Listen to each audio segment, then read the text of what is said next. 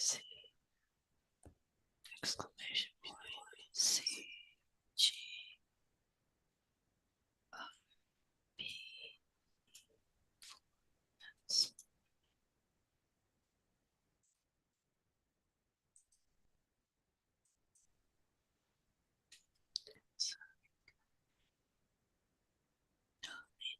C exclamation point C G L P.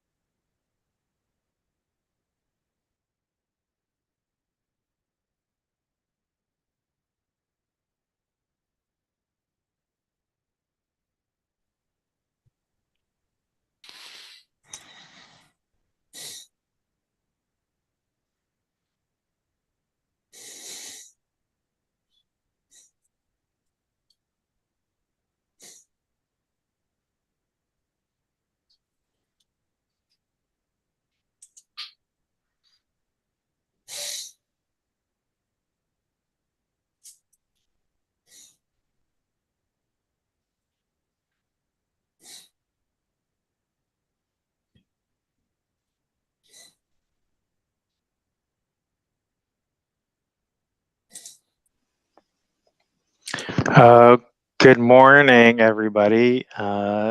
This is your chair, Patrick. I'm going to wait for the MPO to give me the go ahead to maybe start this meeting. Otherwise, I'm here, present, ready to go when we get the go ahead. Thanks. Hey, good morning, Patrick. This is Nina with the MPO.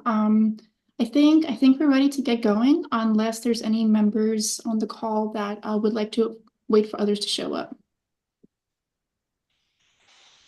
Okay, then why don't we get going? I see there's 27 people here, and it looks like the last time we met was last year. Is that right? Like early 2024. So I just even looking at some of the minutes in the review of the minutes, I noticed there are some changes to people who are on this committee then who probably aren't in the roles then. So I do think we should probably do a quick roll call here. I guess just for order's sake, I'll call this meeting to order here. This is the Vision Zero, and let's see if I got the title right here. This is the Sarasota Manatee MPO Destination Zero Advisory Group. Today is Monday, February 10th. It is 10 a.m. So we will call this meeting to order. Let's see here. So with that, with the call to order, before we get to public comment, let's do some introductions here. I think normally I would do it by jurisdiction. I just don't know where all these people are from the jurisdiction. So if we can, I don't know, maybe I'll call on people on my list here and we can just go down. We'll do a quick one. So Patrick Louie, I'm the chair of this advisory group, at least for the duration of this meeting with Sarasota County. I'm the bicycle pedestrian and trails coordinator. So next we'll go, I'll have the MPO introduce themselves. Good morning. My name is Nina Venter, senior planner with the MPO planning team. Brian Brown, deputy director at MPO. Dave Hutchinson, director. Rashini Renukunta, multimodal planner with the MPO. Nick Chiavini, Transportation Planner with the MPO. Okay, let's see, Megan Hawkins. Good morning, Megan Hawkins, Injury Prevention Coordinator at Blake Hospital for the Trauma Center. Okay, thank you. Mary Weber.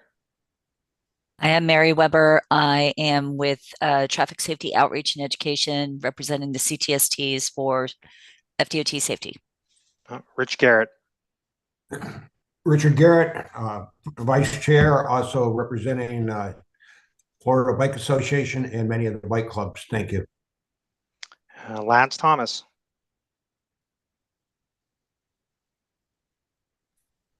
Hey, this is Lance. I'm just a citizen from the city of Sarasota. Okay, thank you. Jennifer Fairs. Please correct me if I say your name wrong. You got it right. I'm Thank Jennifer you. Fairs, and I'm the town engineer for the town of Longboat Key. Thank you. Colby Heidke. Colby Heidke, I'm a transportation planning intern at the city of Sarasota. Thank you. Megan Louie. Hi, Megan Louie with Breeze Transit. Okay, we did Varshini. Chris J.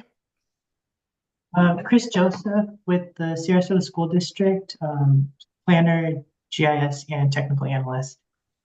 Thank you. Welcome. Alyssa Thomas. Elisa Thomas with the city of Sarasota, assistant city engineer. Thank you. Thank you for correcting me. Umar. Umar Warich, City of Bradenton infrastructure engineer. Okay. Sean Quinlan. Sean Quinlan. I'm a transportation planning intern for the city of Sarasota. Thank you. James Mertitus. Hello, my name is James Mertitas. I'm the community planner with the Department of Health in Sarasota County. Thank you.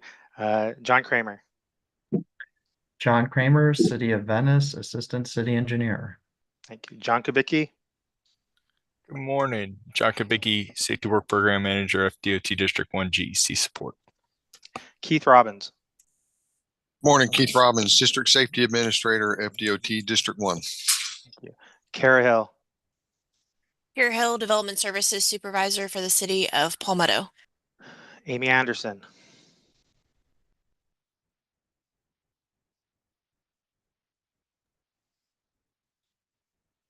Amy, you here?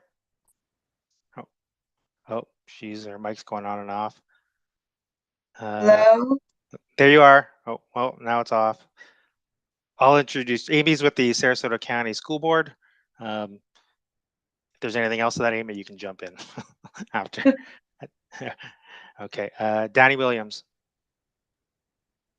Danny Williams with the Sarasota Mobility Alliance. We did Ryan, we did Nick. Corinne Arriaga. Hi, I'm Corinne Arriaga with the city of Sarasota. Good to be here. Brandon.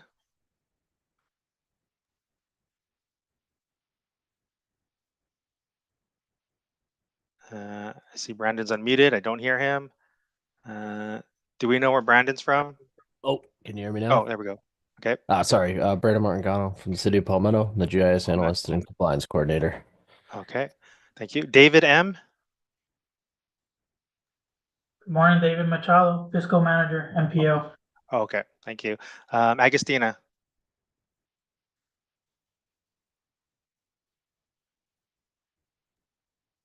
Hi, I'm Agustina from Manatee County Traffic Engineering Division. I'm the bike ped coordinator.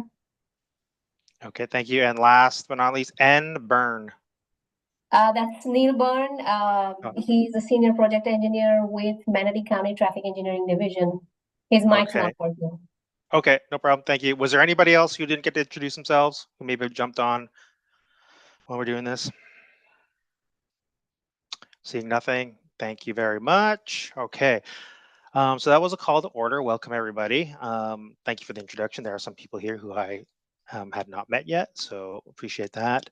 We will jump into public comment. Anyone willing to speak on specific agenda item under public comment, now is your opportunity. Do we have anybody from the public who would like to speak or address the committee? You'll have 2 minutes to do that. I will ask the MPO if there are is anybody who has signed up for public comment. We did not receive anything in advance of the meeting, no. Okay, is there anybody from the public who would like to speak? Okay, seeing nothing, I will close the public comment section. Thank you. Item number 3, action items, approval of meeting minutes for February 12th, 2024. If you've had a chance to review that, do I have a motion to entertain for that?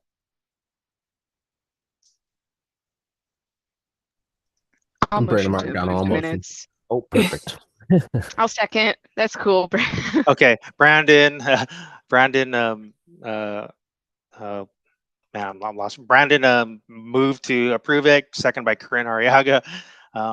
Does anybody have any comment on that? Any edits or things you want to have amended? Okay, seeing none, I would say the the minutes are approved. Okay. Let's go through number 4, reports and presentations. So I'm not sure who exactly is doing this presentation, but 4A, the DZAG policy review and meeting schedule. I'll let them take the floor. Thank you, Patrick. So this is Nina with the MPO. We just wanted to take the opportunity to present the DZAG policy to the group, make sure that you have eyes on it, and just give you a little bit of background and purpose on the advisory group. So the Destination Zero Advisory Group was sort of formed in 2021 with development of the Safety Action Plan. There was a working group meeting and a leadership team meeting in 2021, which was then followed by 2 meetings in 2022 with a more formalized Destination Zero Advisory Group, and then 2 meetings in 2023. And we have 1 meeting on the schedule for this year, and I'll open that for discussion as well. And really, the purpose of the Destination Zero Advisory Group is to advise the MPO on all matters relating to safety. And so just straight out of the policy, it says the group shall serve in an advisory capacity on matters related to transportation safety and the reduction of traffic-related deaths and serious injuries. And you can read through the policy also on your own time. The advisory group is able to make recommendations for items to be included on the agenda that is open for discussion, and items that the MPO needs to discuss. And the advisory group is also able to, through action with all the members involved, make recommendation for discussion items to be taken to the Technical Advisory Committee and Citizens Advisory Committee, where if they decide it's appropriate, action can be taken. So if ever there is an item or an issue or a topic that the advisory group would like to, elevate to the advisory committees, that is something that this advisory group can do. So I wanted to just make sure that you all had a chance to, know that. Let me see if I can pull up how do I get out of here? So this is what the policy defines as Destination Zero Advisory Group membership. So the membership list includes representatives from all of our jurisdictions as well as additional agencies, but the membership can be expanded to include other agencies or organizations. So the current membership list also includes membership from just the general public, from community organizations, and of course, as well as FDOT. So the Destination Zero Advisory Group does have to, as a whole, on consensus, approve new membership to the list.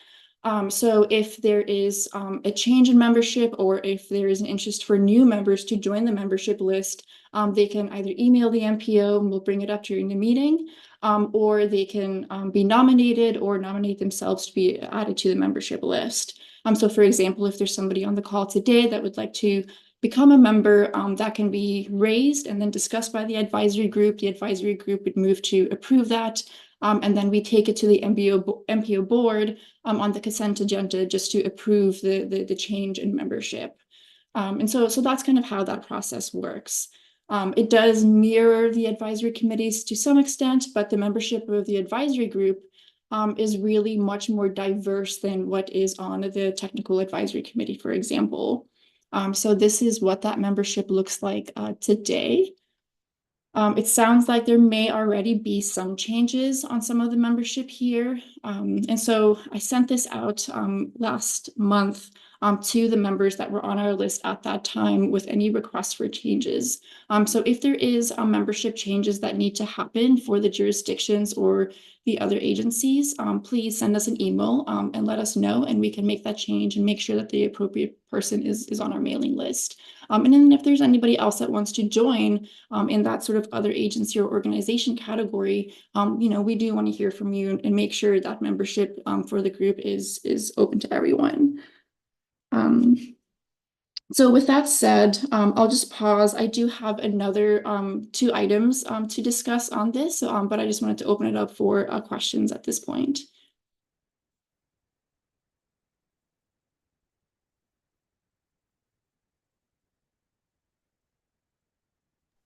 Okay.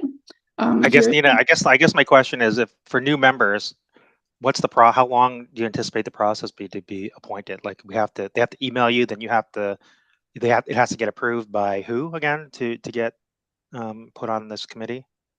So if I was somebody joining the call today who was interested in joining, I would sort of just nominate myself and request permission to be added to the group. Then the advisory group can discuss and if it's appropriate, take action by consensus during this meeting now. Then I see. Yeah, and then what we do then is to be consistent with the policy, we then take it to the MPO board, which meets in March. And that would just approve the addition to the membership list. Okay. All right. So technically anybody who's not on this list, who's in this call right now, they couldn't vote, right? But they could participate. Is that right? That's right. Yes. Okay. Well, I'll leave you, if it comes time, if there's a conflict or something, there's somebody in here who's voting that's not supposed to, I think I will rely on you to sort of administer that for me. I'm not really clear who that might be right now. So please help me out with that. That would be great. Sure. And Corinne, I see that you Patrick. Yep. Yeah. Is there a way that we can make this process a little bit more formal? I mean, I think that it doesn't need to be so formal, but for us, I don't know, like a form people can fill out before the meeting so the committee members have a chance to see who it is, why they want to join before they, some like just same day person wants to join. I don't know, like to me, I think that's a little bit chaotic in a way. But I would really recommend having people who are interested in joining, having a form that they fill out and then being put on our agenda for us to review the form and then bringing it to a vote. Okay. I guess, Nina, let me ask you this question. The MPO has various committees, right? Citizens Advisory Committee, BP TAC, things like that. Do you have something to mirror internally that might have like a packet where an applicant might express their interest, their background, something to give context to the members about their interests, or so that they can make an informed decision about approving somebody that might be on the committee? We do not have forms for the other committees just because they are appointed by their jurisdictions. So they're more internally appointed, and then it's approved by the board. But we could consider developing a form and sending that out to the DZAG for review. However, with that in mind, our next meeting is not on the 2025 calendar. And so that new member will not be then a part of the Destination Zero Advisory Group until potentially 2026. Okay. Okay. Yeah, so that's just something to think about. And one of the discussion items is a next meeting on the calendar, whether we wanted to keep it to 1 meeting a year or if there was interest in expanding it to 2 or 3 meetings in 2025, which would certainly speed up that process. But I think just that timing piece is something to consider if we're going to formalize the process a little bit more. Okay. So Nina, is that open for discussion right now?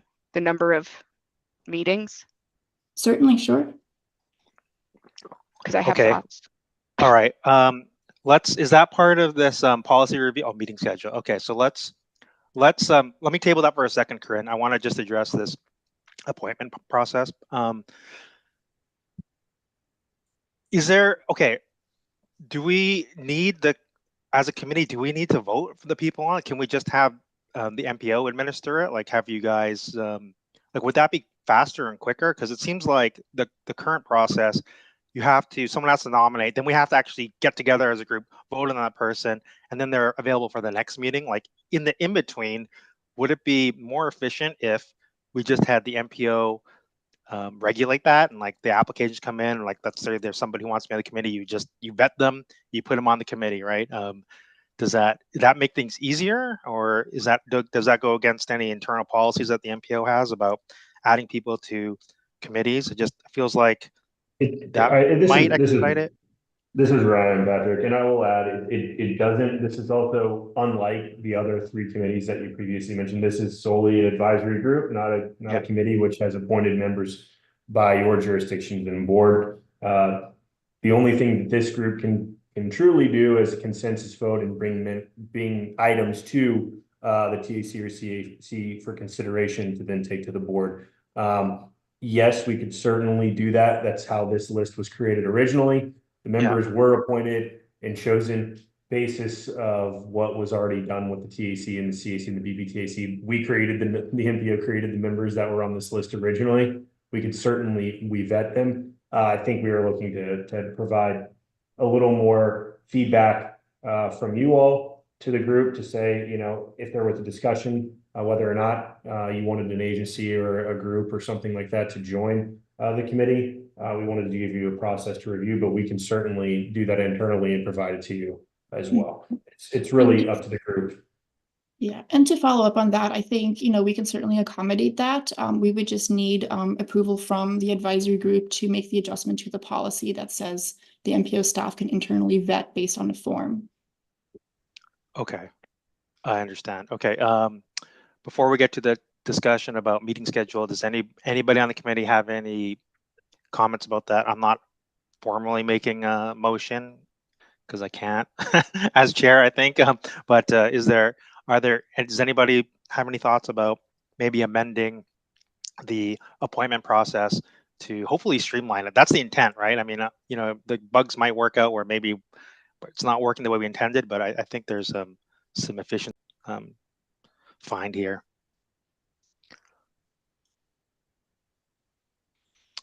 I don't see anybody with their hand raised.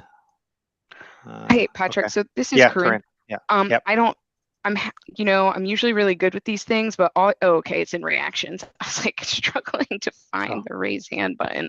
I think the process of how people get appointed to this committee is contingent upon the number of meetings we have. So for example, if we have one meeting a year, your process seems like a whole lot easier to me. You're right, super efficient. You know, there's no reason why anybody has to wait to be at this one meeting a whole year. You know, they can just hop in. But I think if we were to have more meetings than just one a year, then I think that the committee, it doesn't make it more efficient or less efficient. Do you know what I mean? Yeah, I know what you mean. Okay, so I think, let's talk about let's skip ahead real quick to your thoughts on the meeting schedule, because I think you're right. If we have more meetings, it's probably we could probably keep the process, right? Because we're meeting more often. But if once a year kind of limits the current the way we do things. So what are your thoughts, Corinne? One meeting a year is not enough. I don't really know when that process changed. My original thought that these were supposed to be quarterly, and then I guess somewhere I was like, oh, where is that in the? Because usually it's in the policy on how many times a year you meet, and I couldn't find it. So then when Nina said it's once a year, I kind of was like, oh, I didn't realize that it was once a year. That doesn't seem enough. I was actually going to propose bi-monthly, every other month. I think we have a lot of things to discuss. There is a serious safety crisis in our region, and there are so many important things this committee could be discussing. Like, for example, the safety targets just went to the MPO, and I'm not sure this committee even saw them. I mean, unless they're part of a the technical advisory committee or the citizens advisory committee, and yet we're supposed to be an advisory group on safety. And so I just think there are things that not only the MPO is doing, but the Department of, the Florida Department of Transportation, they're doing safety projects in our area. Those are things we should be seeing and commenting on. I think we have a lot of work to do, and I don't believe once a year is enough. Those are my thoughts. So a few things there. This is Ryan. One being, I can't guarantee bi-monthly due to membership and people. We were at quarterly. And by the end of that quarterly, we were getting less than 10 people per meeting attending. So agency participation is certainly important in that. We're certainly, and that's why Nina brought it up, open to increasing the number of meetings. I think quarterly is probably a good place to start. If there is a continued demand to increase the number of meetings, we can certainly look at that. Once again, this is just an advisory meeting. It's open to discussion and bringing things to the TAC. But yes, safety targets and things like that are determined by technical advisory and the community advisory committee. So yes, we can certainly look at increasing the number of meetings to meet the demand of obviously the ever important, discussions related to safety in the region. We fully agree that a lot of work needs to be done, but certainly it's a lot of onus to take on just as the MPO staff. For non-guaranteed participation. So we would look to agency participation to increase across the board before we're looking at something like bi-monthly meetings. Okay. So that was, we heard from Ryan about that. Corinne, any thoughts about that? Are you hard stuck on maybe advocating for bi-monthly, or does quarterly, is that something that sits right with you? I'm satisfied. I think that is a good approach. Let's start with quarterly. And if for some reason the need arises, we can always call, the next year, if we're like, okay, we needed more, we can readdress it at the top of the year. Okay. So I think maybe in terms of amending the policy, maybe if we want to put in meet quarterly and then maybe, I don't know if it's necessary to put this language in there, but the ability to call like a special meeting if there's something you want to discuss in between those 3 months. So, up to 2 times a year or whatever number you want to use, the MPO can call a meeting to adjourn the committee to have a special discussion on a specific topic, right? If we could allow that, then we can stick with the quarterly and we have some flexibility to add some things in there if the need arises. So I think that might work. I don't know. Get some thoughts, or I don't know if we formally have to make a motion on that, but those are my thoughts. Can we frame it as a minimum of quarterly and then have the availability to meet more? Yes, that's the standard that's in ours currently. So yeah. Okay. We can certainly set it up as quarterly with the opportunity to expand or meet as necessary. Okay. From an administrative standpoint, Ryan, do you need somebody in this committee to make a motion and second it? Yeah, just a motion, second, and consensus. If there's no one opposed, and it passes. Okay. Are there any more discussion? Anybody else wanted to weigh in on this proposed? Well, is there a motion on the floor, I guess? I move to propose the Destination Zero Advisory Group meets quarterly. Okay. With the option of the calling special meetings up to twice a year. Okay. Do I have a second? I'll second Amy Anderson. Okay. All right. Open for discussion. Anybody have thoughts about that they want to express? Okay, Rich is giving a thumbs up. All right. Okay, sorry. If you also raise your hand and I don't see you, please speak up because I have to scroll through this to look. And I don't know what all these symbols mean sometimes. Nina has a green arrow. Don't know what that means, but okay. Is there anybody opposed? Okay, not seeing any opposed. I'm going to say that that passes. So we'll make those adjustments to the policy. Okay. Nina, was there anything else about the policy review and 4A, or is there anybody else who had looked at that and wanted to make any suggestions about the policy review meeting schedule? I guess the only follow-up would be on whether or not we are going to maintain the current process for new membership, which is that members are nominated or self-nominated and then approved by the Destination Zero Advisory Group, or if we want to formalize the process a little bit more with a form to basically vet safety, involvement, and interest. It sounded like there was some interest, at least from Corinne, that like a form would be helpful, just so we could get some context for their desire to be on the committee and things like that. So, Patrick, again, this is Corinne. Yeah. Hi. So it Go ahead. looks like, sorry, it looks like Danny posted in the chat that there's interest to be joining right now. I think just Nina, in the future, especially now since we're meeting quarterly, and when I say a form, I mean like super basic. Like, give us your name, your email, and 3 sentences why you want to be a part of this committee, and then you can make it an agenda item on our quarterly meeting for us to appoint them. I mean, I'm not talking about some involved process. I'll be right back, guys. And I'm comfortable with people self-nominating and us approving them now before they go to the board for this meeting. It's just, I just think if every meeting we have, how are you? Just like, hey, I want to be on this committee, I think it might just be a little distracting. That's all I meant. Yeah, we agree, and I don't think we envision having an overflow of new members wanting to join. I don't think we've had any interest in the last 4 years of any new members attempting to join. So I think, yes, we can certainly formalize it. I think having at least a short form to vet and, ask why it's important to you to be part of this committee, we can certainly do that. In the case of Lance and their group, we're happy to take that today, have some discussion by the group, and then vote to take to the board or not.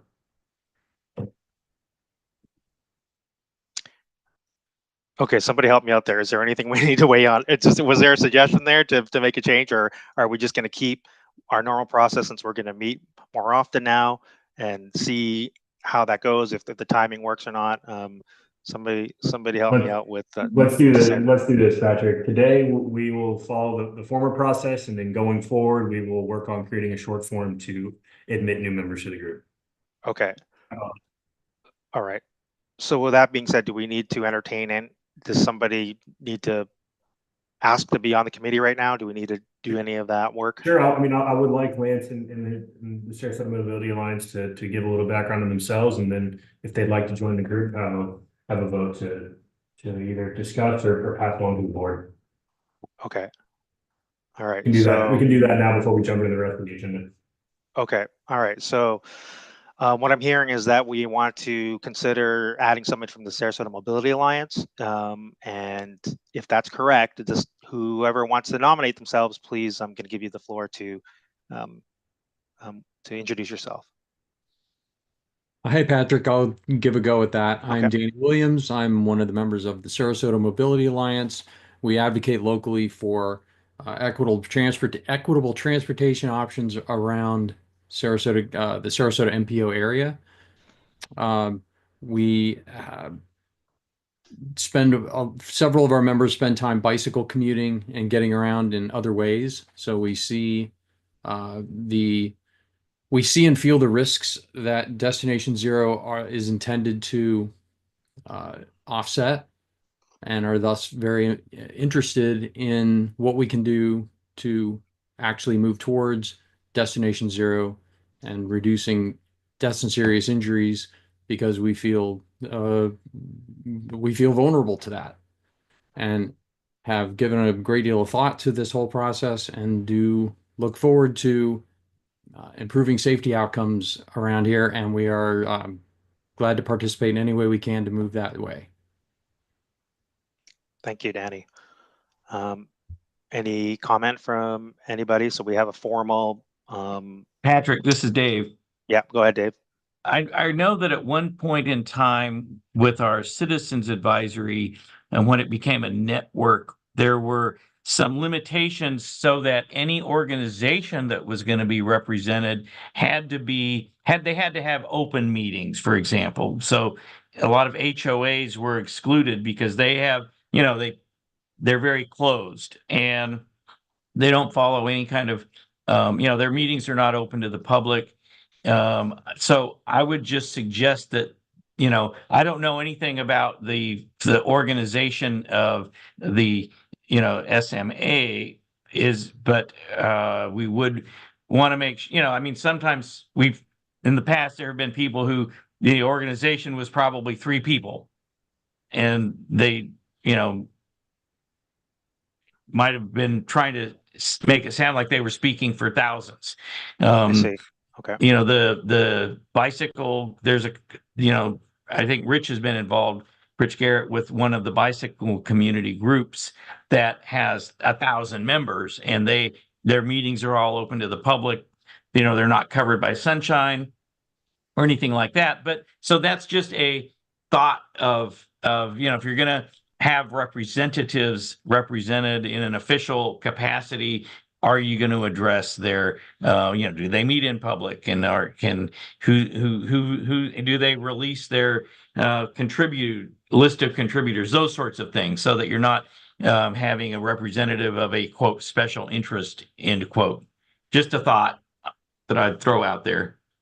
And maybe Danny could address that, because we've seen him at lots of public meetings and he's had lots of good comments, and we want to encourage, you know, your participation, and probably for whoever your group is. I just don't know that much about the formation of the group.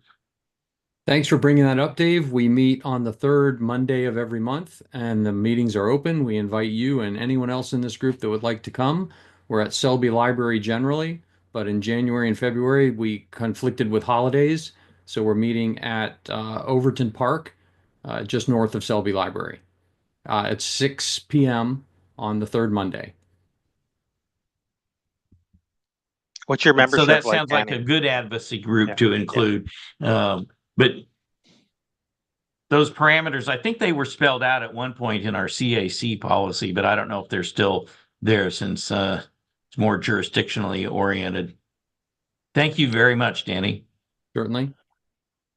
Yeah, I think you make a good point, Dave, and I think the fact that the suggestion of having a forum are going to help vet some of these things, I think, in the future, right? Because the organization is going to come through and say, hey, this is who we are, this is what we have, this is the type of meetings we have, things like that. So you know, I think, but a good point on Danny's been to a lot of our meetings, and he's been an advocate for bike ped safety for Sarasota County for a long time, it feels like. So definitely know Danny and those contributions. I see Corinne has her hand up. Corinne, the floor is yours. Great, thank you. Just 2 questions. Danny, are you nominating yourself as a representative, and who would be the alternate? And then also Patrick, are we looking for a motion to approve? We recommend approval to the MPO board for appointment.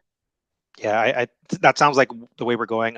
Maybe Ryan or Nina or Dave can let me know if that's the right way. But to me, it sounds like the process we're going right now. People are nominating themselves. We are considering them right now in the moment to go through that process. Yes, that's right. And then we will put it on the consent agenda at the upcoming board meeting just to approve and confirm. Okay. All right. So Danny, Corinne, she's asking if are you appointing yourself, or who's being the representative for SMA? Yeah, I'll nominate myself as the member and Lance Thomas as the alternate. Okay. Okay, somebody help me out process wise here. Do we need a motion to entertain that, or? Yeah, motion second, consensus vote, no one opposed, then it goes. Okay, all right. Do I have a motion on the floor? I so moved. Okay, second, anybody? I'll second. Okay, so the motion up for now is to nominate have SMA Sarasota Mobility Alliance included as the list of representatives on the Destination Zero Advisory Committee, with Danny Williams being the primary, and Lance, I'm sorry, Lance, I don't know your last name. Lance Thomas, is that right? That's correct. Okay, Lance Thomas as the alternate. We have a motion on the floor. Discussion. I don't see any. Okay, any opposed? I don't hear or see anything, so motion approved. So thank you. And Danny, I'll have you work with Ryan and Nina about the next steps. Okay. So I think that wraps everything up, right, Nina, for 4A? Yes, that's all I've Okay. got. Thank you. Okay, so just so I can manage this meeting properly, this meeting, are we going till 12? Do we have an hour and 20 minutes left? That's right. Yes. Okay, all right. So we'll be mindful of that time, presenters who are coming up. So we'll go to 4B, FDOT report, item 1 and 2, project pipeline update and data insights. Who do we have for that?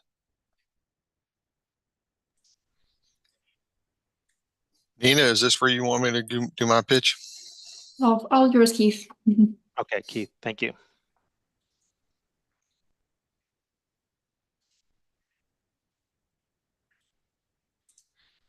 Okay. You should be able to share your screen now. Yep. Everybody see my screen? Yes. Yes. Okay.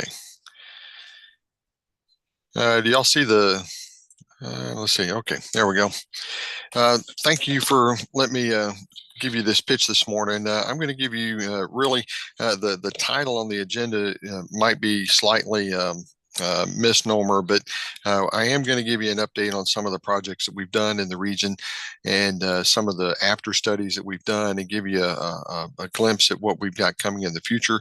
But I also want to touch on some of the things that I'm really doing a lot to try and promote around our district lately, and it's the concept on traffic safety culture and why we need to work as a group, as a whole, to try and adjust driver behavior. And I say adjust driver behavior because some people really need a significant adjustment and some people just need a little bit of a nudge. But hopefully some of the things that I show you this morning will explain why this is important.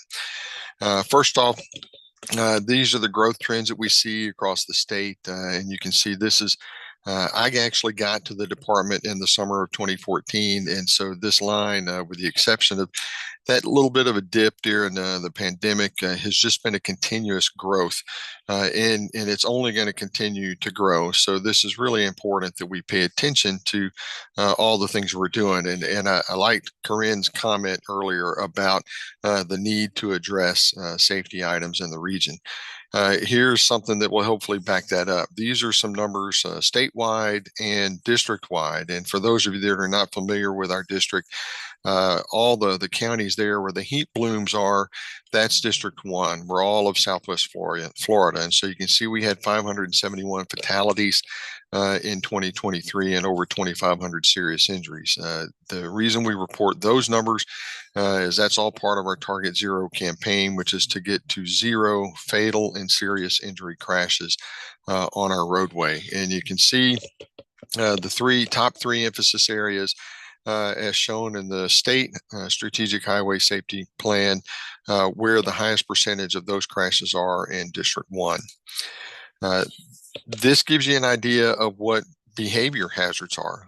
So bottom line, 30% of all U.S. fatalities are due to impaired driving or speeding.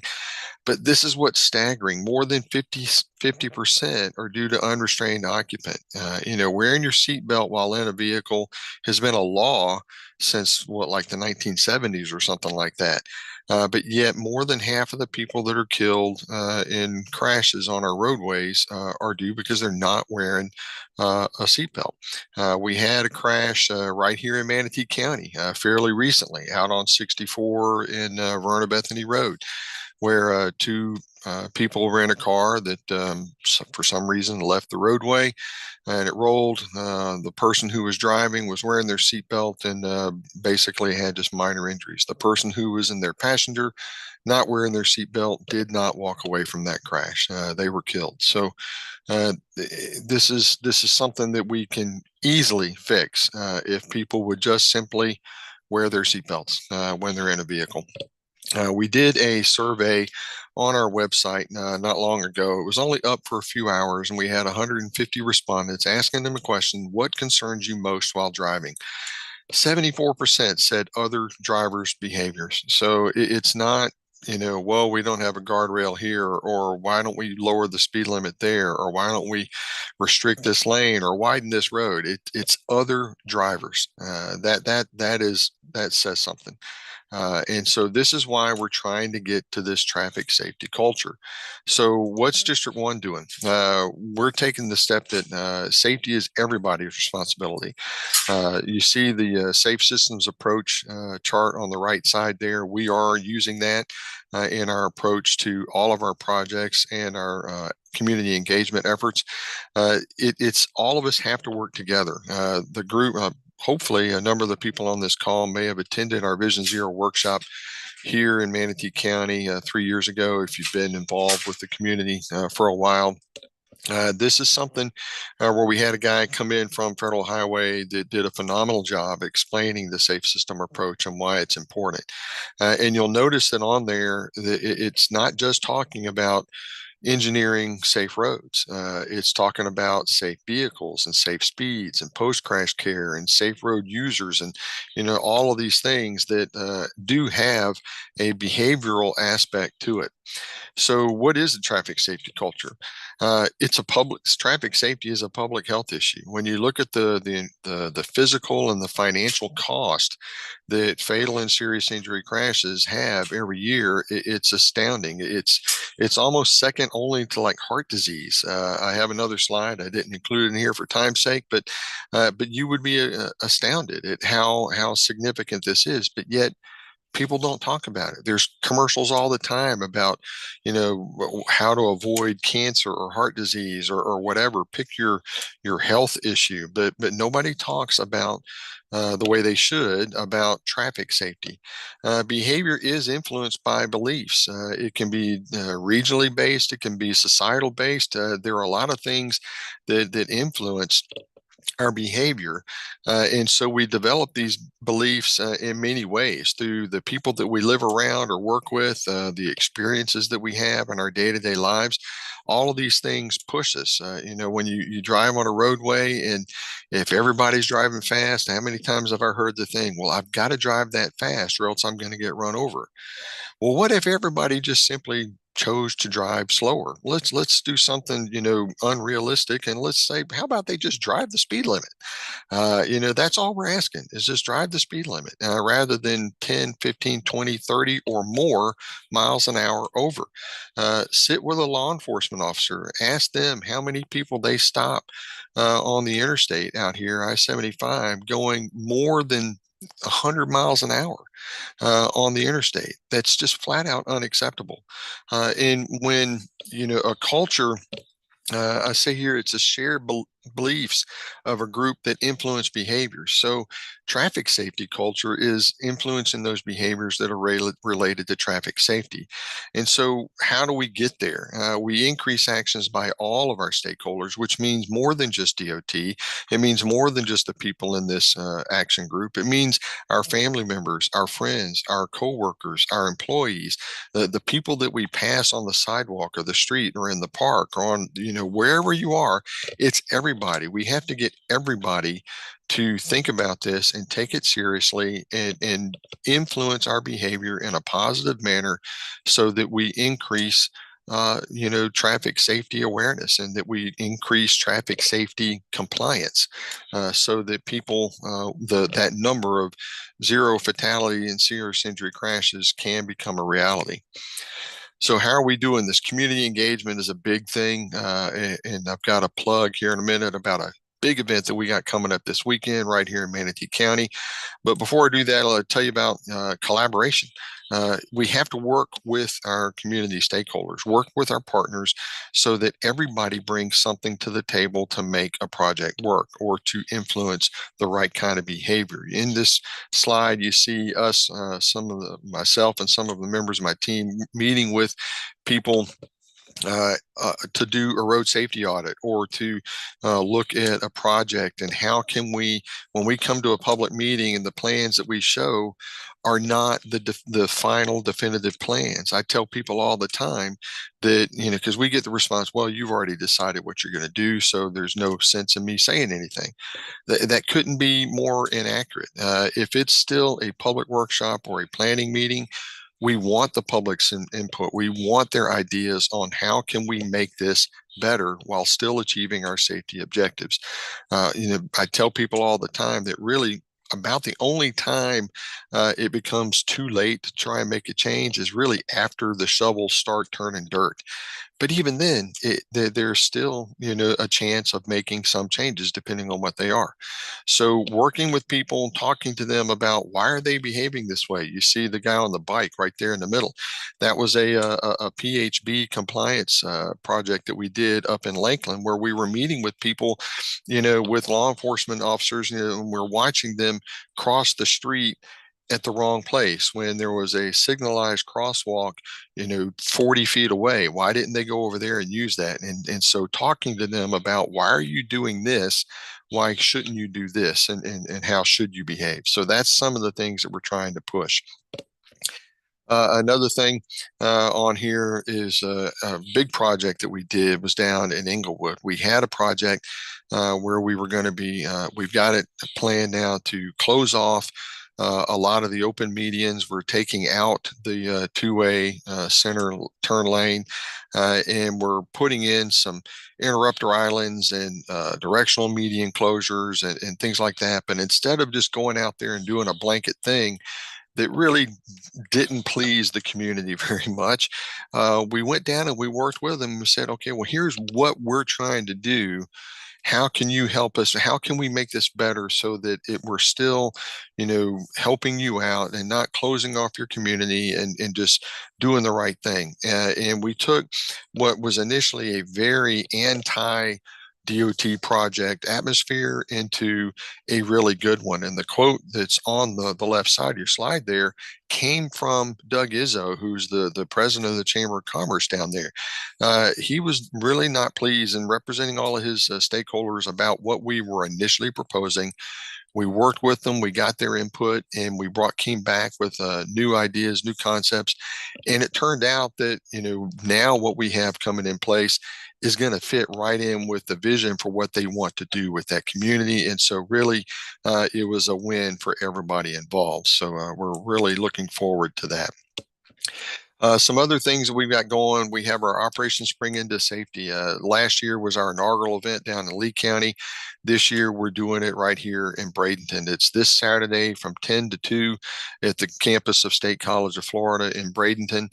We're partnering with the college and with the Manatee County Sheriff's Office to do this. We are going to have a lot of vendors there from the public service agencies, emergency services, FDOT, our own Manatee Operations Center here. We're going to have a lot of other people. Vince and Larry, the crash dummies, are going to be there. Manny, the Marauder, is going to be there. The Manatee, State College of Florida Manatee mascot's going to be there.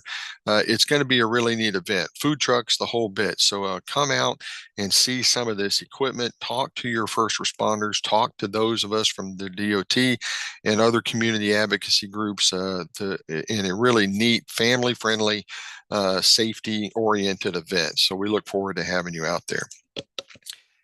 Back to Target Zero. These are things that we're doing within the District 1 Safety Office to try and get to Target Zero. I'm not going to go into all of these things. The one thing that I really want to highlight is our strategic plan. This is not a strategic plan for the safety office. This is a strategic plan for district safety across the district. If you've seen the state strategic highway safety plan, it's similar to that a little bit. We are using the safe system approach and all of this that they're doing, emphasis areas and so on and so forth. But the big biggest thing that we're trying to get here, this is really more philosophical, ideological in nature. It's not a list of how many intersections do we need to, fix. It's a lot of other things. It's more than that. It's going to have a heavy influence of the traffic safety culture in here, and opportunities for collaboration and partnership with stakeholders across the district. We've done a lot of internal workshops on it so far. We're having our first public workshop tomorrow night in Bartow. To reach those in the northern half of our district. It's from 4 to 6 p.m. So if you can come out, I know a lot of mailers and all the stuff for public workshop, it's gone out. So it's going to be at the conference center next to our headquarters in Bartow. So we'd love to have you come out and talk with us about this, help us to get some ideas on things that we need to include in this plan. We're having a second public workshop on the 17th of March, I believe it is, down in North Fort Myers. And there's information online available for the details about that. But we would love to hear your thoughts on what we're trying to do. This is why we're trying to do it. We have our top 20 fatal and serious injury corridors across the district, and we identify these using Signal 4 analytics data, and this helps us to prioritize our limited funds that we have every year for federal highway safety efforts. But what we've been doing so far, our efforts over the last few years, we have seen a reduction of as much as 112 serious or fatal injury crashes per year on these corridors. So that's potentially up to 112 lives that have been saved due to the types of improvements that we've been making on these corridors across our district. Where are they? Well, 13 of them are right here in Manatee County. So you can see what we're trying to do here. These are some of the roads that we're working on. We have a number of things underway that we're trying to do. I'm going to talk about a few of them here coming up, but they do focus on safety. Unfortunately, some of them are on roadways that may require a complete reconstruction. So when that's the case, we try to look at what are some other things that we can do that are not, fiscally unrealistic at the moment. So what can we do in the interim to try and impact? So we use this high crash list for our matrix. John Kubicki and Scott Castro and my team work on this on a daily basis, and they look at a lot of data points, and this helps us find where those top 20 corridors are, but we can also identify intersections and look at like what is our number one intersection for bike ped fatalities in the district. We can find that kind of information by sorting through our data points available in these databases, and that helps us in what we're trying to do. And so you can see that we've got $21 million invested on 10 different projects from the past 6 years, and for 15 projects over the next 5, we're investing $34 million. So we are spending a lot of money. And this is federal money. This is federal highway safety improvement program funds. This is not just state dollars. Now there are state dollars coming into play. I know this is an eye chart. We're going to send this to Nina, so she will be able to provide this to you if you want to look at it a little bit closer. But you can see some of our projects that are on here in the region, and when they're coming and what kind of dollar amounts are funded against them. But I'm not going to go into all the details here, but if you have questions, you can reach out to me or John Kubicki. He's my safety work program manager, and we'll be happy to answer any of your questions. Also, we have last year we completed safety action plans. I know on the agenda is to talk about safe systems for all efforts underway in the region. We took some of our funding and did a safety action plan using the SS4A criteria. Did one for Manatee County, one for Lee County, and one for the city of Winter Haven last year, and those are all completed and published and distributed to those communities so that they can use that information in the production of their own comprehensive safety action plan that will make them eligible for SS4A implementation grant funding. And that is a lot of information, a lot of work, and I know Manatee County and Sarasota County are working on these on their own efforts using this information as well. So from an engineering aspect, what are some of the things that we're doing?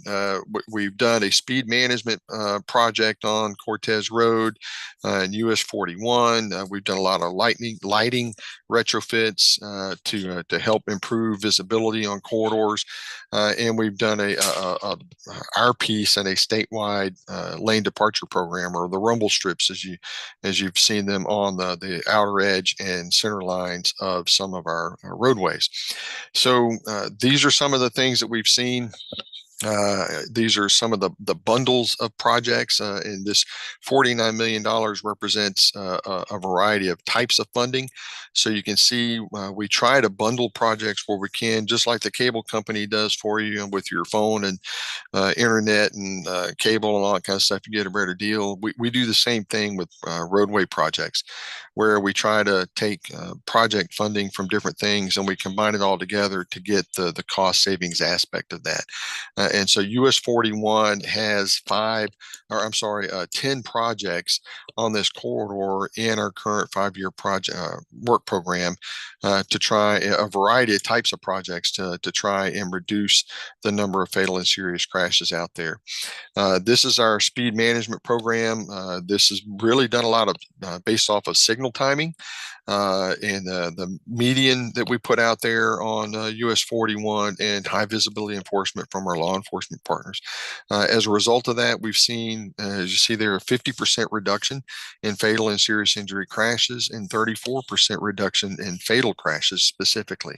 So this is working to bring speed down in the corridor that helps correspondingly bring down fatal and serious injury crashes. Continuing on 41, you can see this project here, pavement widening, resurfacing curbs and gutters, basically reconfiguring the roadway. Over $6 million invested. It's showing a 65% reduction in serious injury crashes and a 100% reduction in fatal crashes. So this is really good news material, good news information that we're continuing to see, and a continuing positive trend here. Our PHVs on Cortez Road in Bradenton, we had complaints from people that, well, nobody's using it. It was a waste of money, waste of time to put that stuff out there. Well, we did some counts in April of 23 now, actually, and it was a 12-hour count and over 600 people crossing the road inside the envelope of where those PHVs are.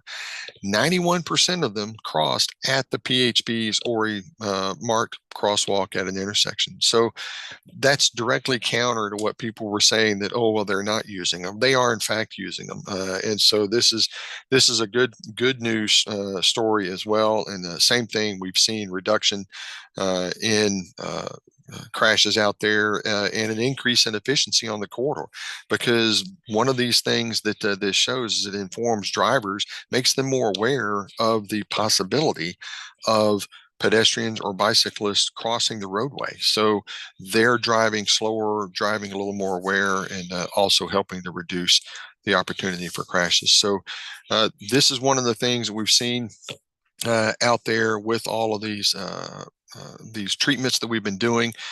Overall, 57% reduction in fatal and serious injury crashes, 17% reduction in all crashes. So these are all steps in the right direction. So when we see these kind of numbers, these are projects or things that we want to reinforce, try and use these elsewhere across the district.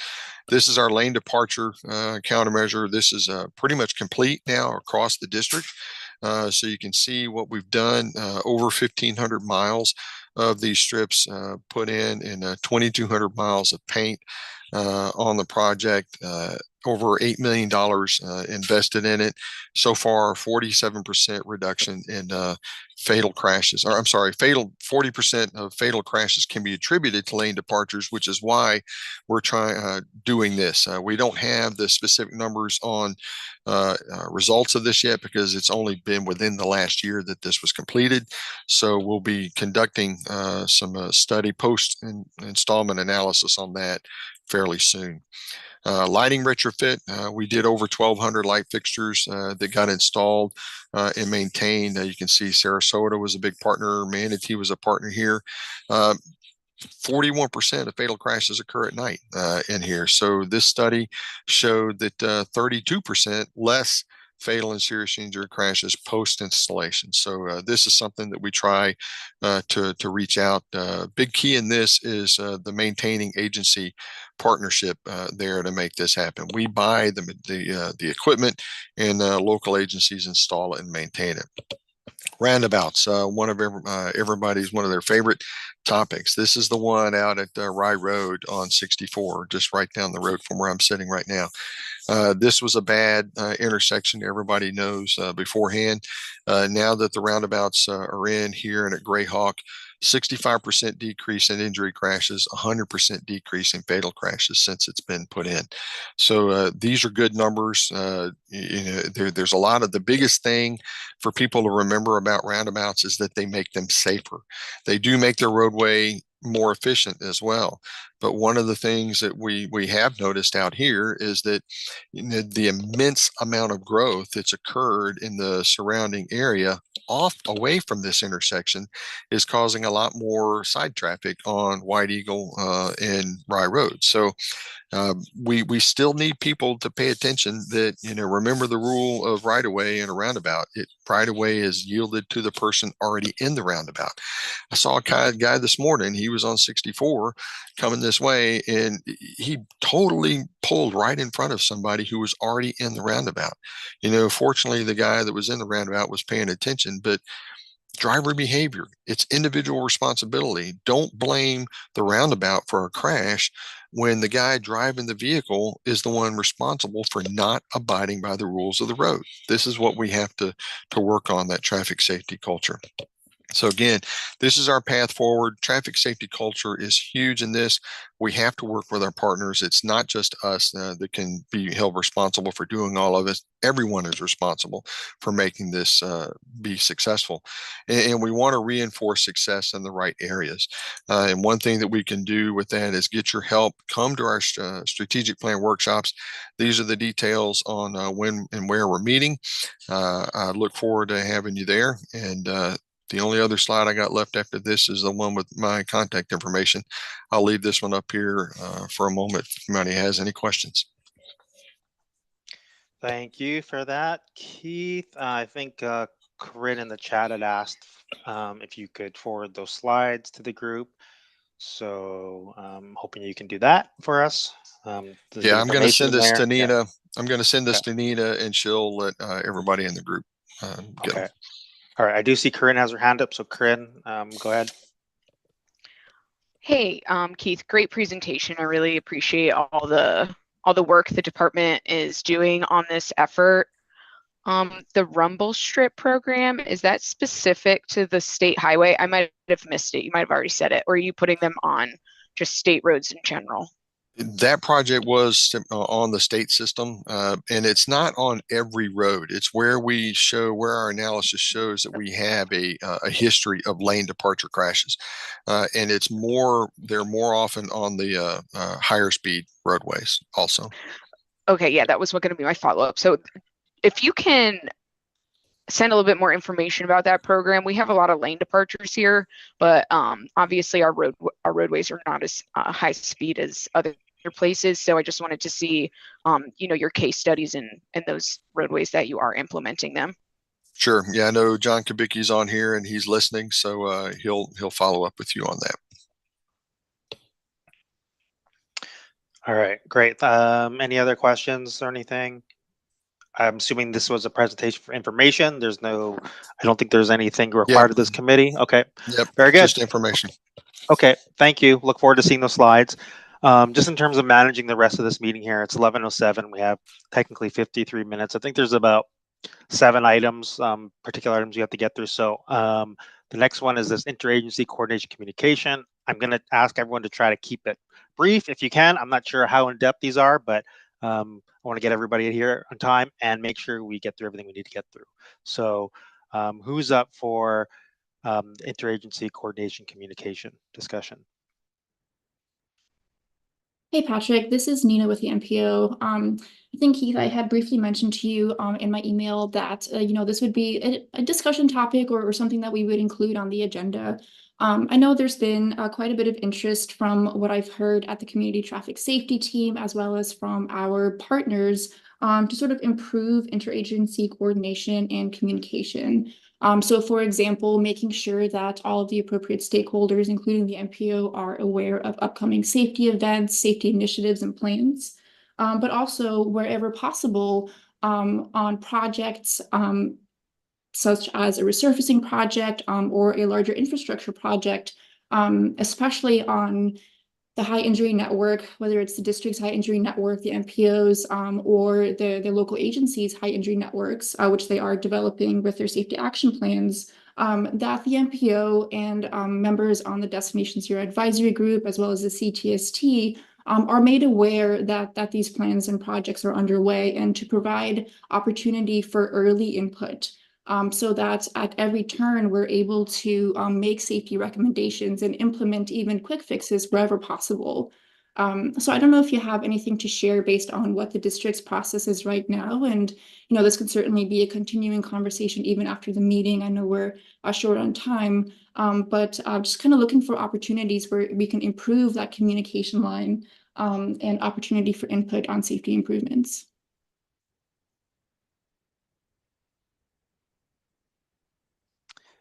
Nina, was that a question directed to somebody on this committee specifically? If Keith or John Okay. have any input, otherwise, I'll leave it at that and just open it up for discussion. But if there's nothing, we could certainly move on.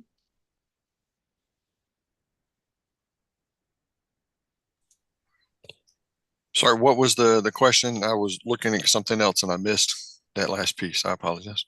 That's okay. If you could maybe provide just some insight into what the safety office's process is now for interagency coordination, and with the process for projects and project managers and public involvement coordinators commuting to local stakeholders about upcoming projects such as resurfacing or improvement projects. I know there's not been any change in the process. It's still pretty much the same way. Projects are identified by a number of means. The NPO has a crucial role in that, obviously for prioritization of projects within their region and potential funding participation as well from the NPO or other partners. So that's really the biggest place to bring it. CTST participation is a great way to bring up projects, because sometimes projects may be smaller in nature, and so they don't necessarily need to rise to the level of full-blown NPO, public workshop, all that kind of stuff. There can be operational improvements done, but on a much lower level of activity, I guess would be one way to explain it. But another thing is, if you're talking larger projects, then obviously that's processed through the NPO, and there is a manner. Once it gets to the point to where it's been approved as a project, then we have our piece where they identify project managers, and there's a long timeline depending on what it is that it may take, if right of way and all that kind of stuff. And there is a public involvement schedule that they have to abide by. And so you can learn a lot about that by going to the District 1 website, public website at southwestfloridaroads.com, and just look there on the work program or the project schedule. You can see current and future projects there and give you a lot of information on what you may be looking for. Nina, can I follow up a little bit on that? Yeah, go ahead. So I think this might tie into one of the questions from CTST, where the city of Sarasota was given an opportunity to review some FDOT resurfacing plans, which is awesome that the road's getting resurfaced. That is great. And then also that there was an opportunity for city feedback. And one of the questions was, are we getting the feedback at the right time to help make decisions, not waiting until information is at 100% design? So just kind of helping coordinate that, and especially where we have the paint trucks going to be out there, and what other best practices can we do for, relatively zero or low cost while the paint trucks are going to be out there. So There were some really good safety projects that I saw that were incorporated in that. So like you can definitely tell that conversation's happening and just helping to tie in even more to other best practices and getting those roped in while the work's already going to be getting done.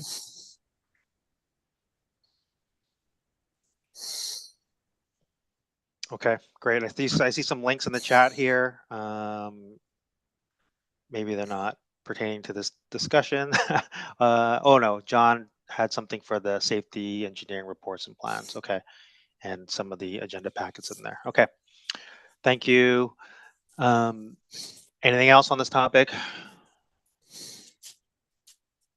Okay, if we need further follow up on this, let's just add it to the next agenda, or and for anything for that matter, if we're going to meet quarterly, I think we'll be able to focus those agendas, more efficiently than meeting once a year and having a big agenda. So we can talk about that at a future date. Okay, let's move on to 4C, MPO report, high injury network and safety priorities. Thank you, Patrick. So the following items, they should be fairly quick, just more announcements. We have brought this up at several of our meetings so far. As we all know, the MPO has a high injury network that was developed with the last crash assessment. And I'll share a link to that on the website as well.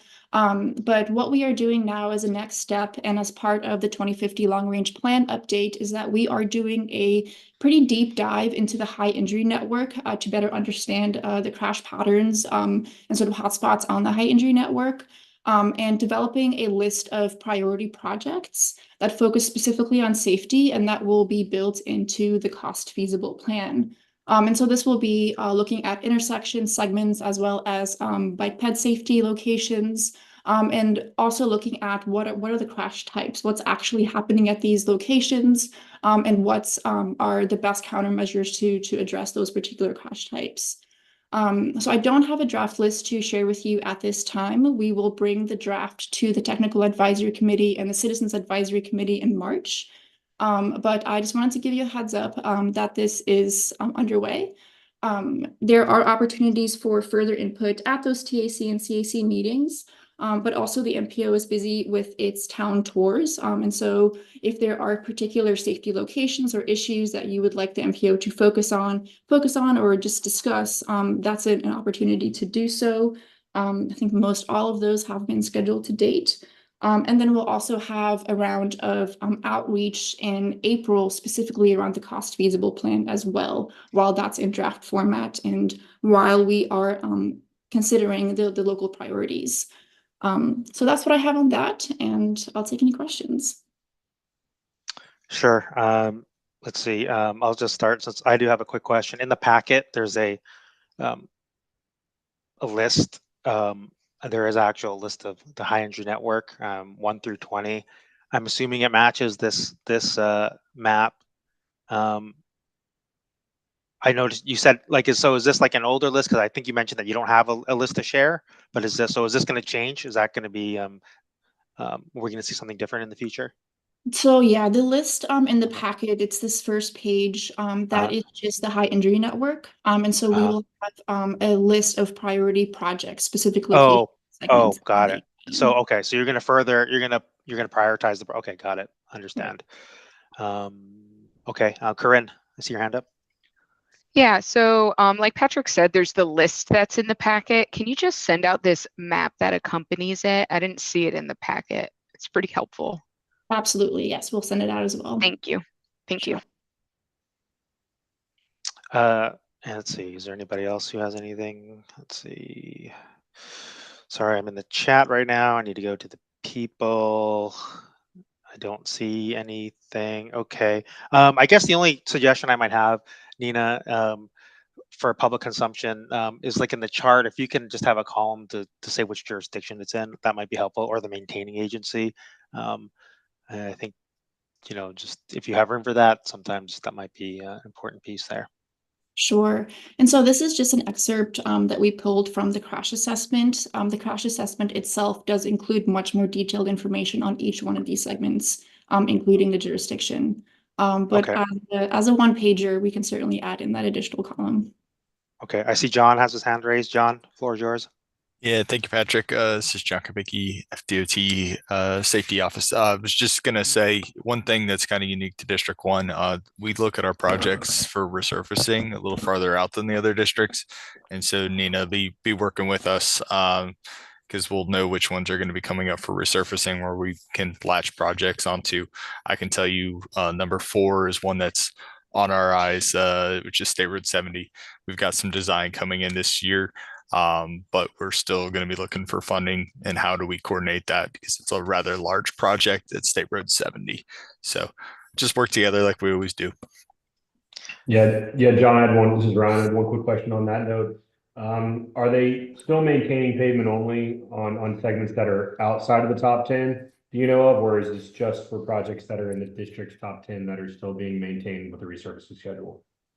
So there's a few other components that do go into it. Sometimes they do extend that beyond the top 20. Sure. But there are some different components that come in. But having these things identified, which are your top priorities, do help those conversations. Okay, great. Yeah, I know because we had previous conversations about limiting a number of safety ITS type improvements on resurfacing due to budget constraints. So thanks for the information. Okay, I'm going to break my own rule here because I asked you to be quick, but I do have another question. This high energy network, is this going to be, is this framed as a safety action plan? Just remind me. And are the priority projects out of this report, are they going to be eligible for the SS4 implementation projects, and will they be competing against like some of the local plans and priorities that might be asking for funding? They will be eligible for MPO discretionary funds through the CFP. And yes, it is consistent with the safety action plan. We incorporated with the last update that was adopted last year. So they should be eligible for SS4A as well. And part of this announcement also is, since the jurisdictions are working on their own safety priorities, we want to make sure that there's a level of collaboration as well, so that we get this list to you as you're considering future funding opportunities for these priorities. Because while we're at a more regional scale, there will certainly be some level of overlap with the local HINs as well. Okay, thank you. All right, I don't see anybody else with their hand raised, so let's move on to item 4C2, data needs. Right, so the MPO is continuing its contract with Cidian, which basically pulls the data from Signal 4 Analytics monthly and provides a really nice level of easy access and detail into working with the crash data. So one of our features this year in working with Cidian is we'll be able to do really quick and easy fact sheets and be able to share crash data a little bit more readily and easily. And we'll also be able to use the tool not only to better understand before and after impacts of safety projects, but also to better understand where are our emerging hotspots. So not only where is safety improving, but also where is it that we maybe want to be paying attention to safety. And so the Cidian tool really helps us to do that. So the point of this agenda item is to sort of share that, but also to invite our local partners to work with the MPO on their own data needs. If there are questions, or you would like to see a particular aspect of the crash data in the 2-county area, let staff know, and then we can start diving into that and provide reports to you. And with that said, also, one aspect of the tool is the before and after analysis. We had this request at the DZAG meeting last year, and we did receive some project information. But we do also need to know from the jurisdictions, what projects do you want to see in the tool so that we can pull that before and after data. So this includes the project location, but also the construction dates, so that we can make sure that we have an accurate before and after window to better understand and track the impact on the safety system that our improvement projects have. And that's all. Thank you. Okay, thank you. Was there anything, I didn't see anything in the packet. Was there any material to review in the packet? Like any, I don't think so. Okay. All right, so basically you have a tool that can generate crash data that we can access and use, and I think the before and after stuff is particularly be helpful in the future. Thank you. Sure. Okay, Mary, I think you dropped something in the chat. Was that for this discussion here, or was that for something else?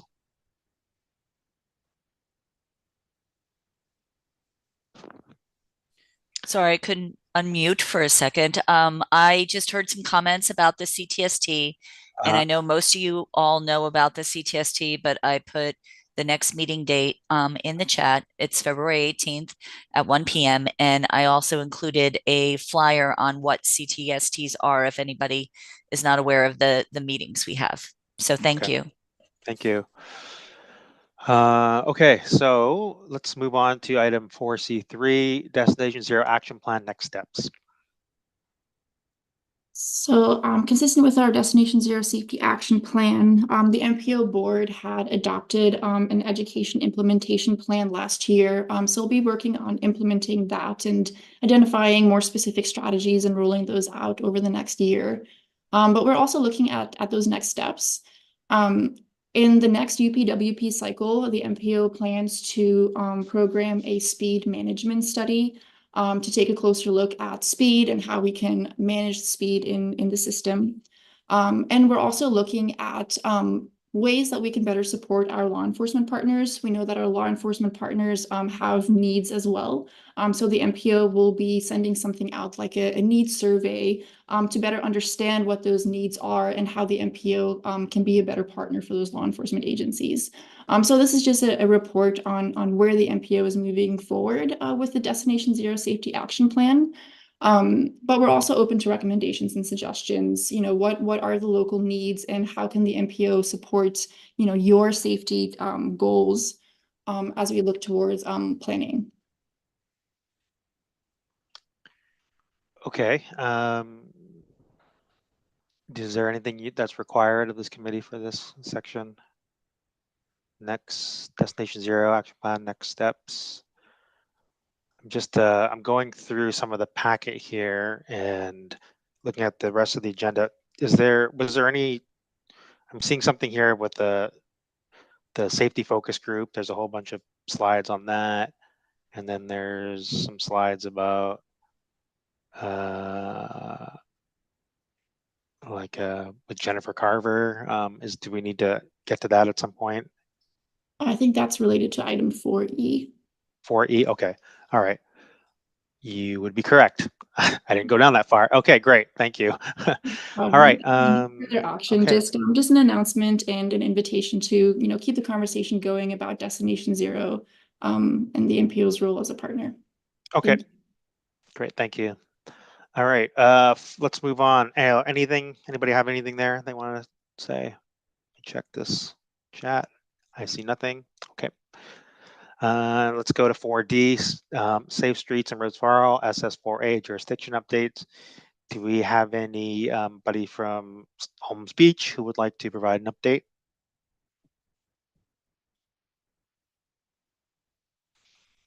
Okay, don't see anything. Manatee County, anything you want to update us on your SS4A? Hi, Patrick. Thank you. Look, we're just in the process of having that plan prepared. We just hope that it'll be ready by July, but at this stage, there's nothing much to add to that. Okay, great, thank you. Sarasota County, for those that know or don't know, we do have an SS4A safety action plan underway. Our consultant Benish was selected to do that, so they wrapped that up. They started it. Chris is our lead for that. We have done some stakeholder engagement. We had some presentations done to our Sarasota County Bike Ped Advisory Committee. We updated our timeline to be done by June of this year, so June 25. So we wanted to stay on track and do some things. We were pushed back a little bit from the hurricanes in the fall. We should have Right now, they're working on we did a preliminary crash analysis, and we're working on the high entry network as well for our roads here in Sarasota County for all our municipal roads. So all City of Sarasota, Northport, Longboat Key, City of Venice. We're supposed to have a initial draft action plan by the end of the month. So we'll be looking at that and marching towards that. Some of the data we find in relation to kind of what Keith was showing on his was that I think our highest crash analysis so far were about vulnerable users, right? So we had pretty high KSI for our pedestrians and motorcycles. Peds were about 23%, motorcycles about 20%, bikes were about 10. So we kind of highlighted the vulnerable users were our initial analysis were showing that sort of trend. Impaired driving was kind of highlighted too in terms of the percentage of fatal crashes, about 23%. And then nighttime crashes and crashes where people weren't wearing the seatbelts was another issue. So that was some of the preliminary data that we saw.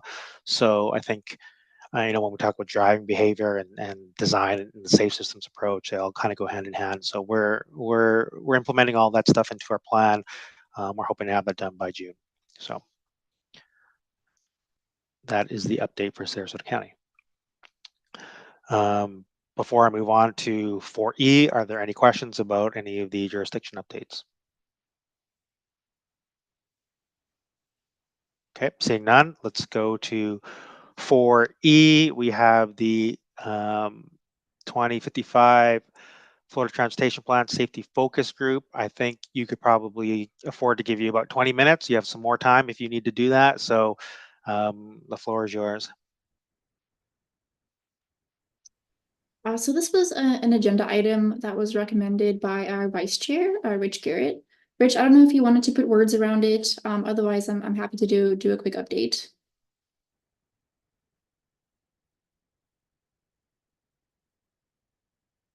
Okay, so this is I think more of just like an informational item. The 2055 Florida Transportation Plan update is underway. They have several focus groups, which are ways that you can participate in development of the plan. One of those is a safety focus group.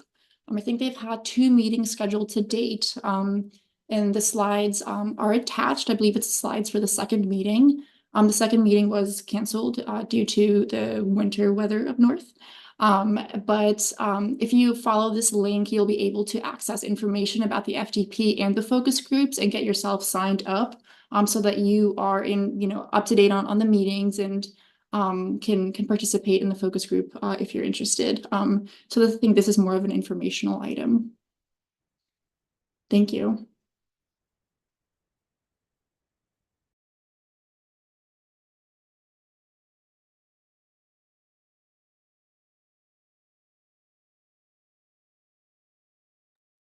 Patrick, if you're speaking, we can't hear you.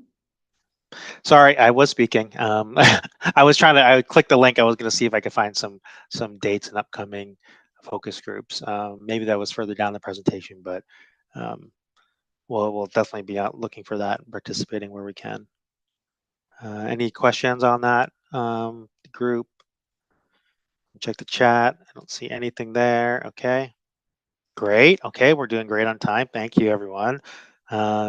Let's move to 5, election of 2025, chair and vice chair. So reading through the policy that we talked about earlier, right now I am the chair, represented Sarasota County, and vice chair is Richard Garrett for Manatee County. The policy does ask that we rotate between a chair being a Manatee County representative and the vice chair being representative of Sarasota of the other jurisdiction. So in this case, Sarasota County. So with that, generally, Nina, did it outline how we do that? Do we nominate people? And then obviously, if you get nominated, you can decline. You can nominate yourself. So how do we want to do this? Should we start with the chair? Sure, I think that makes sense. Yes, and just a nomination, accepting, and then going through the motion. Okay, so Manatee County, you are on cue here. We are looking for someone from Manatee County to be the chair of this group moving forward. It sounds like we're going to have quarterly meetings, so there will be a commitment of having running this 4 times a year, possibly more if we call more, but I see Corinna has her hand up. I'd like to nominate Rich Garrett for the chair position. Okay, we have one nomination, Rich Garrett. Do we have anybody else for nomination? So we'll get a list of nominations, and then I will ask each nominee if they are willing to do that. So do we have anybody else?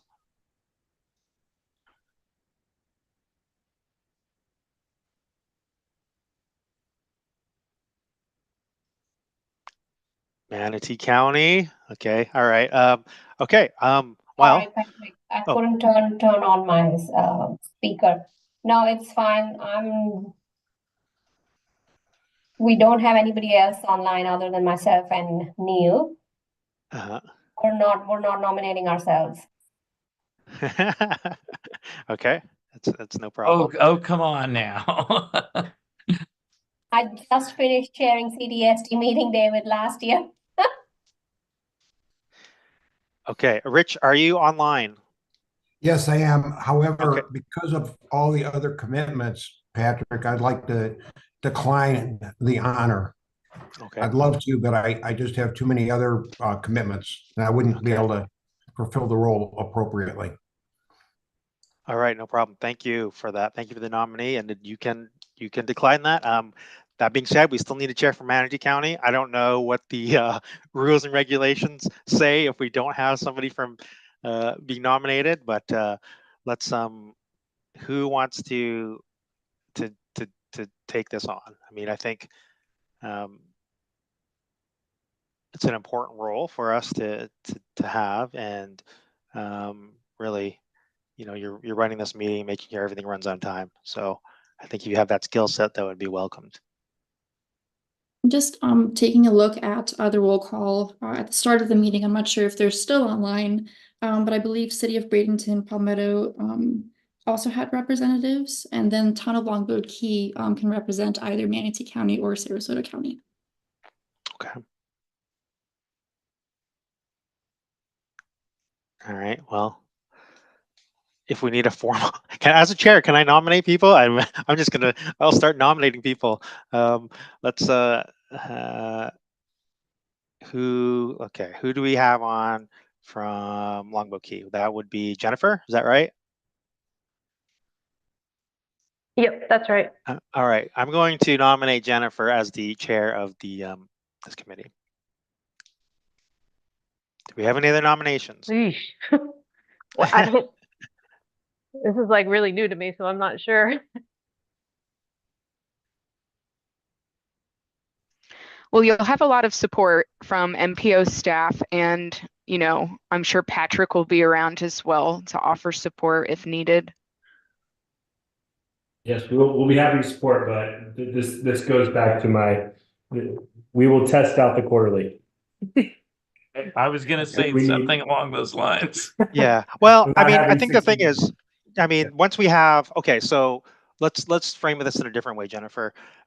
You know, the policy, if you read it, you know, if you can't make it, right, then the vice chair chairs the meeting, right? So it's not like this isn't all on your shoulders. And if the chair and the vice chair cannot do it, then the MPO liaison chairs the meeting, right? And they can't vote. So I wouldn't look at it as, hey, you are, you know, if you don't show up or if you can't make it because you're busy, or this is for anybody, right, who wants to be in this, do this role and take this sort of leadership role on. It's you do have help. You do have backups to run the meeting. So really, that's baked into the job, right? We have support for you. So okay, as long as so somebody can tell me what I need to do and when and that sort of thing, because I'll be honest, I'm coming from a utility background, so yeah, I think the major role from my perspective, since I've been in this role, I mean, really, I get the, you know, anybody on this committee can ask the MPO to put something on the agenda, right? You don't have to be the chair or the vice chair, right? The MPO sets the agenda, all the data gets sent. When you get it, I get it. So my primary role right now has been to facilitate the meeting, make sure we're on time, things like that. So I would say from a workload perspective, it's not going to be, if you're worried about the workload, it's not going to add a ton to it. So Dave, you have your hand up. Yeah, I think a lot of the objective is to keep this really good momentum going. We have a lot of activities in related to safety and improving safety, trying to make a difference. We have our community traffic safety teams, and Rich and Danny both serve on those, as do our representatives from law enforcement and other jurisdictional representatives.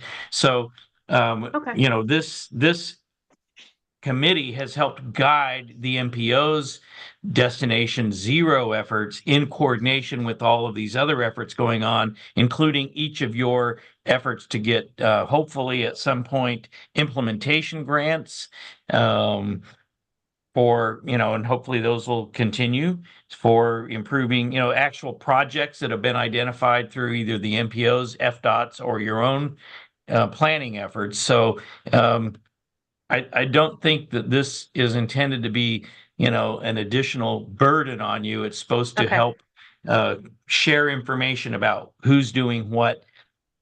You know, it's not going to result in, you know, a bunch of tasks for any agency to do, including the MPO, but we want to not lose momentum and make sure that our focus, our Destination Zero efforts are implemented and remain focused and are doable. So we appreciate your willingness to serve. Okay. Sounds good. Okay. So, is there anybody else that wants to nominate anybody before I? Okay. Guess not. Okay, Jennifer, do you accept the nomination to be the chair of the Destination Zero Advisory Group for the 2025 calendar year? Sure. Okay, there we go. Thank you. Do we vote on this? Is that what happens next? Anybody opposed? Okay, see nothing. All right, Jennifer is the chair for the 2025 calendar year. Okay, vice chair, we gotta do the same thing. Vice chair should be representative Sarasota County. Your roles and responsibilities, vice chair, will be to when the chair cannot serve, or the chair wants to pass the gavel because they want to make a nomination, or all those Robert's rules type things, then you will take the gavel and direct the committee and things like that. So also, if the chair cannot make it, then we will ask the vice chair to run these meetings just as I have today. So again, it's also, if you're not off, you can't make it, then someone from the MPO will run that meeting if both cannot make it. So again, it's not on all your shoulders either. Like Dave said, we want to keep the momentum going for the discussions we're having. So it's also a very important role. So with that being said, I open the floor to any nominations representing Sarasota County as the vice chair. Can I nominate Corinne? Second. We have it. Okay, we have a nomination. Who seconded that? Sorry, I didn't see who seconded that. Elisa. Oh, Elisa. Okay, so strategy. Okay. Okay, we have one nomination, Corinne. Before I go through asking if you accept that, is there anybody else who wants to nominate anybody? Or you can nominate yourself. If there's somebody, you don't have to wait for somebody to nominate you. If you want to take an active role in this committee, you can do that.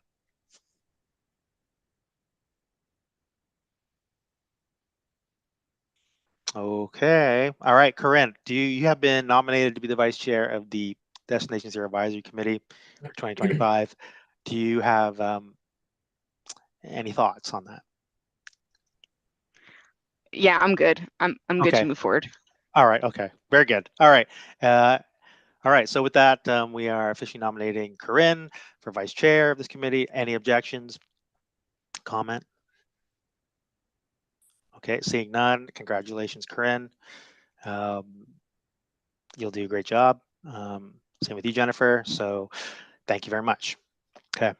Let's put that to bed. Item 5. All right. Item 6. Once around the table, I'm just going to let you guys raise your hand if you have anything from your jurisdiction that you want to update or promote or talk about, things like that.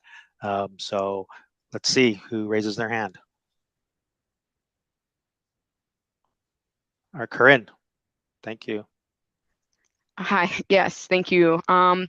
So I just have a couple of announcements from the city's perspective.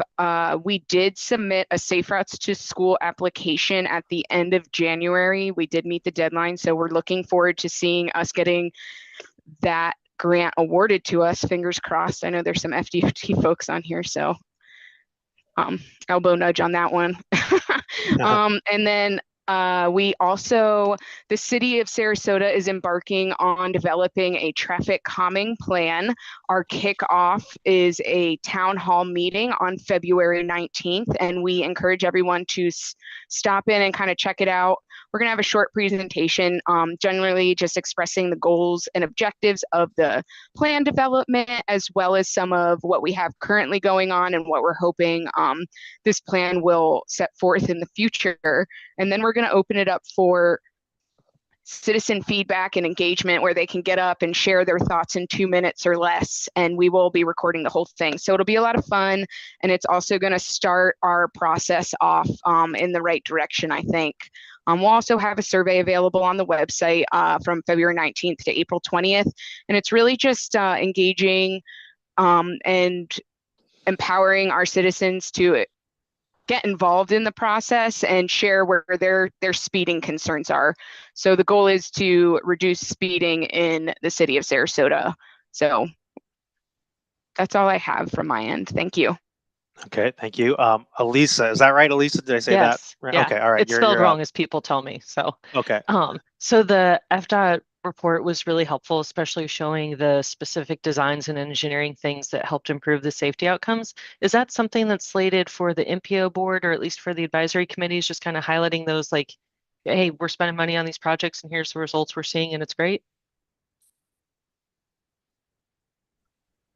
We do have plans to invite FDOT to present, yes. And the FDOT rep should also be reporting on some of the same data at the upcoming BBTAC meeting.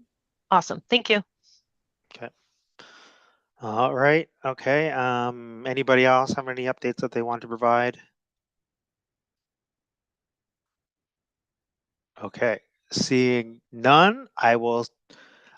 We don't have a date yet for our next meeting. Is that correct? Not yet. We will draft a calendar and send it out to the group, make sure that those dates work, and then get those scheduled. Okay, very good. And just in terms of some housekeeping, then and also by then you probably will have like a forum to set up for people who want to join and for us to review. That's right. We'll have a form drafted, something quite simple, and we'll add the recommended agenda item about new membership. So that that's clear. All right. Okay. Very good. So with that, I'll adjourn the meeting. I would like to thank everybody for coming, participating, and keeping this meeting on time. Thank you for those who accepted their leadership roles in this committee. Appreciate it. With that, thank you. Meeting adjourned. Thank you, Patrick. Thanks, Patrick. Thank you. Bye-bye. All right.